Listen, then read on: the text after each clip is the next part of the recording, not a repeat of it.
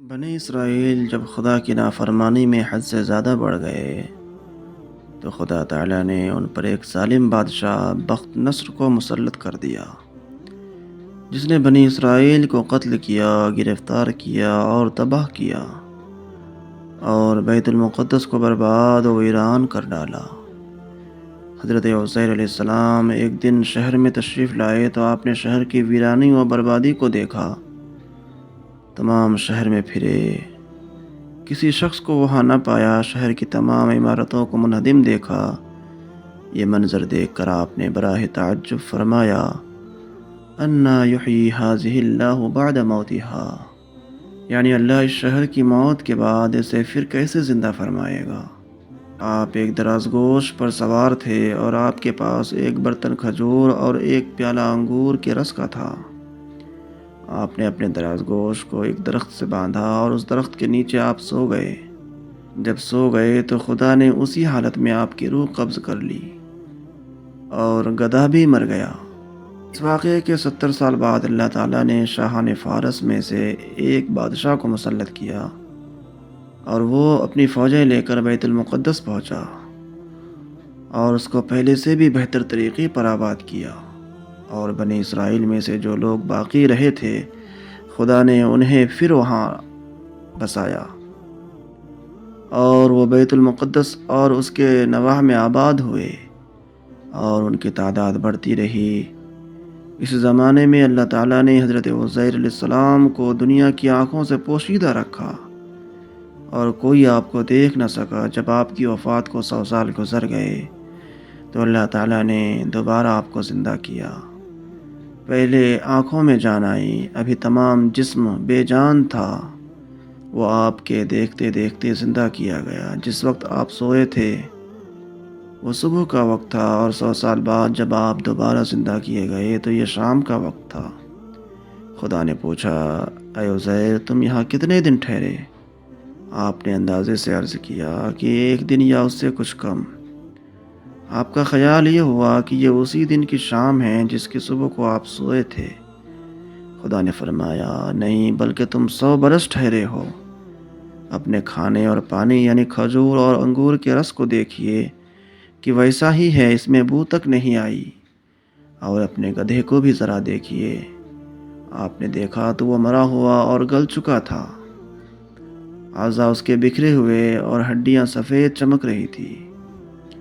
آپ کے نگاہ کے سامنے اللہ نے اس گدھے کو بھی زندہ فرمایا۔ پہلے اس کے اجزاء جمع ہوئے اور اپنے موقع پر آئے۔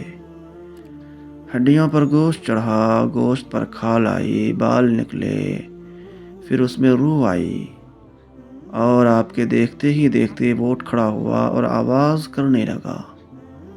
آپ نے اللہ کی قدرت کا مشاہدہ کیا اور فرمایا، میں جانتا ہوں کہ اللہ ہر شے پر قادر ہے۔ پھر آپ اپنی سواری پر سوار ہو کر اپنے محلے میں تشریف لائے۔ آپ کو کوئی پہچانتا نہ تھا۔ اندازے سے آپ اپنے مکان پر پہنچے۔ عمر آپ کی وہی 40 سال کی تھی۔ ایک ضعیف بڑھیا ملی جس کے پاؤں رہ گئے تھے، اب وہ چل نہیں سکتی تھی اور نابینا بھی ہو چکی تھی۔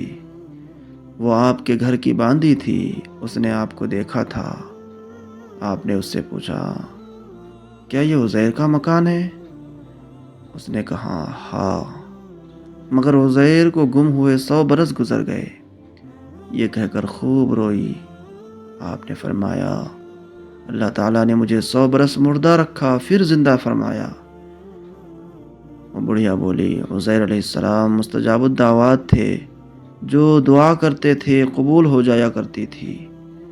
آپ اگر عزیر ہیں تو دعا کیجئے کہ میں بینا ہو جاؤں تاکہ میں اپنی آنکھوں سے آپ کو دیکھوں۔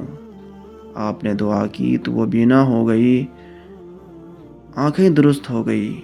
پھر آپ نے اس کا ہاتھ پکڑ کر فرمایا، خدا کے حکم سے اٹھ جا۔ یہ فرماتے ہی اس کے مارے ہوئے پاؤں بھی درست ہو گئے۔ اس نے آپ کو دیکھ کر پہچانا اور کہا کہ میں گواہی دیتی ہوں کہ آپ بے شک عزیر ہی ہیں، اور پھر وہ آپ کو محلے میں لے گئی۔ وہاں ایک مجلس میں آپ کے فرزند تھے جن کی عمر 118 سال کی ہو چکی تھی، اور آپ کے پوتے بھی تھے جو بوڑھے ہو چکے تھے۔ بڑھیا نے مجلس میں پکارا، یہ عزیر تشریف لائے ہیں۔ اہل مجلس نے اس بات کو جھٹلایا، انکار کیا، تو اس نے کہا، مجھے دیکھو، میں آپ کی دعا سے بالکل تندرست اور بینا ہو گئی ہوں۔ لوگ اٹھے اور آپ کے پاس آئے۔ آپ کے فرزند نے کہا، میرے والد صاحب کے شانوں کے درمیان سیاہ بالوں کا ایک ہلال تھا، جس میں مبارک کھول کر دیکھا گیا تو وہ ہلال آج بھی موجود تھا، جس سے یقین ہو گیا کہ یہ واقعی حضرت عزیر علیہ السلام ہی ہیں۔ دوستو، آج کی اس حکایت سے ہمیں درس یہ ملا کہ خدا کی نافرمانی کا ایک نتیجہ یہ بھی ہے کہ ظالم حاکم مسلط کر دیے جاتے ہیں اور ملک برباد و ویران ہو جاتے ہیں، اور اللہ تعالیٰ بڑی قدرتوں کا مالک ہے، وہ جو چاہے کر سکتا ہے، اور ایک دن اس نے سب کو دوبارہ زندہ کر کے اپنے حضور بلانا ہے اور حساب لینا ہے۔ اور یہ بھی معلوم ہوا کہ نبی کا جسم موت وارد ہونے کے بعد بھی صحیح سالم رہتا ہے۔ ہاں، جو گدھے ہیں وہی مر کر مٹی میں مل جاتے ہیں اور مٹی ہو جاتے ہیں۔ اعلیٰ حضرت نے فرمایا، تو زندہ ہے واللہ، تو زندہ ہے واللہ، میری چشم عالم سے چھپ جانے والے۔ پھر ملتے ہیں ایک اور سچی حکایت کے ساتھ، تب تک کے لیے دیجیے اپنے دوست کو اجازت۔ السلام علیکم ورحمۃ اللہ۔